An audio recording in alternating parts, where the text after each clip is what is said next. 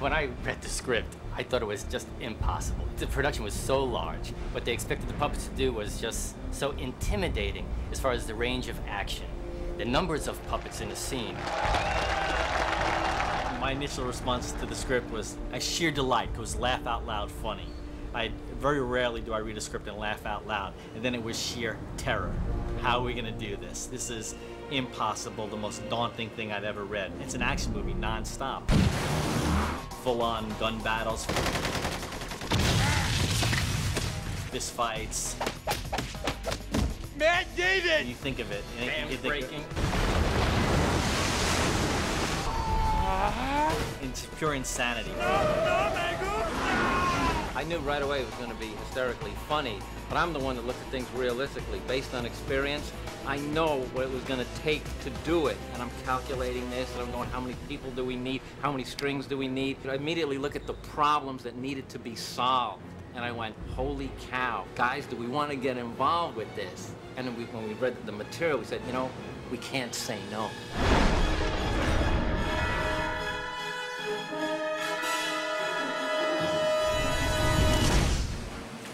Well, I don't know about you, Trey, but I think these look great.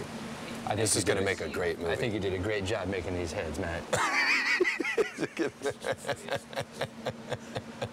Let's look at the ones you made, and then we'll look at the ones I made. The first stage is design. It all starts with what the characters are going to look like. There's just one problem. I don't look Middle Eastern.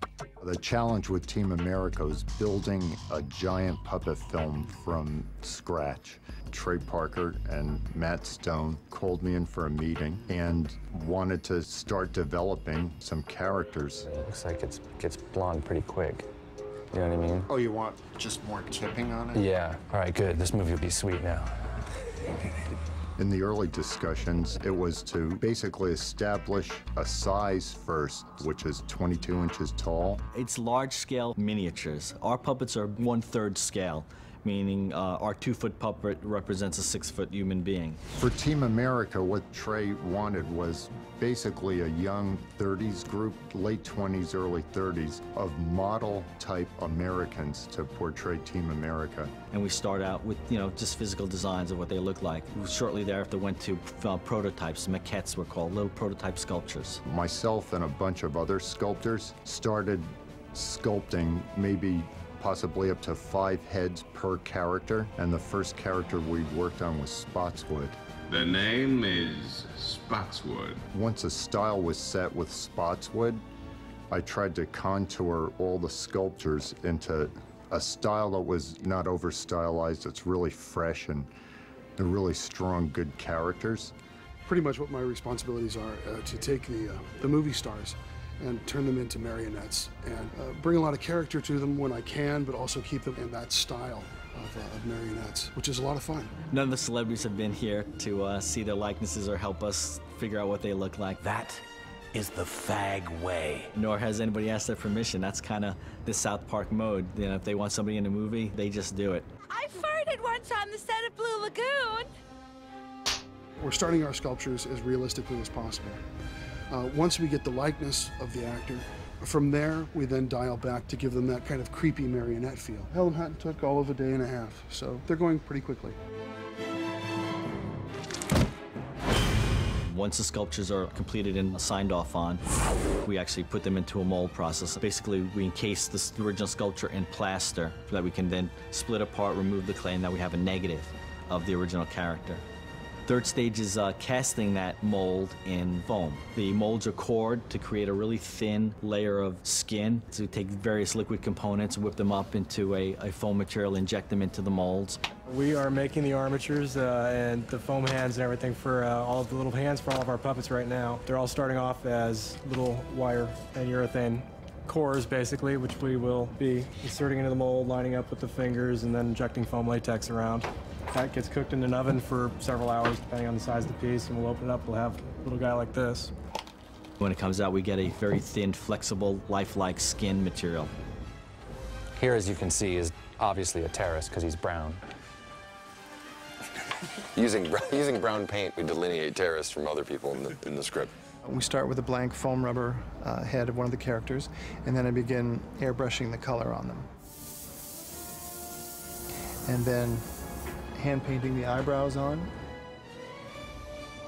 And then when the airbrushing and coloring is all finished, the skin is removed. It's then given to the next link in the chain, which then glues the skin down to the mechanical skulls.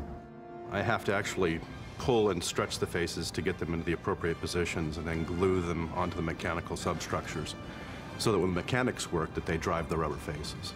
We had never had a head this small with this much sophistication built into it. The heads, they're empty shells that we then fill with a bundle of servos and linkages to make all the facial features operate, the eye blinks, the eyes left and right looking, and smiles and jaw and everything. So the head is pretty packed with little items there.